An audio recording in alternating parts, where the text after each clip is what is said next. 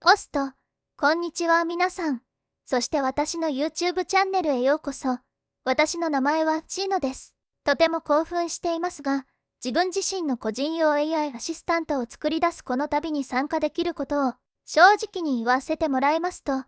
私はコーディングや高度な技術のバックグラウンドは持っていませんが、AI の力と私たちの生活を変える可能性に本当に感銘を受けています。人工知能の世界に飛び込む中で、少しの決意と適切なリソースを使えば、実際に独自のカスタム AI アシスタントを作成することができることを発見しました。それってすごく素晴らしいことじゃありませんか。私は、AI 技術が私たちが技術と対話する方法を革新する能力を持っていると信じています。それによってより個人的で直感的で便利になることができます。私たちが AI に対して個別化するということが、私にとって最も重要な部分です。ゲーマーの方ならご存知かもしれません。自分自身の人格を複製した AI が自分の隣でゲームをクリアするのを手助けしたり、アイアンマンのようにサポートしてくれるジャービスがいたらどうでしょう。想像してみると面白いことが起こると思います。YouTube のショート動画でも、アレクサを使って親にバレずに数学の宿題を解く子供が出てきますね。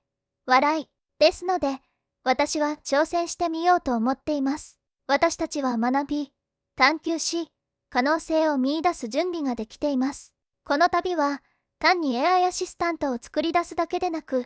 自分自身の能力を発見し、自分が思っていた限界を超えるためのものです。このビデオシリーズでは、私の進捗状況や直面する課題、そして成功の喜びを共有します。私と同じように技術的なバックグラウンドはないけれども、AI の世界に興味と好奇心を持つ他の方々にもインスピレーションを与えたいと思っています。一緒に学び、実験し、本当に素晴らしいものを作りましょう。さあ、この冒険に参加して、AI の潜在能力を発揮し、私たち自身の個人用 AI アシスタントを作り出しましょう。始めましょう。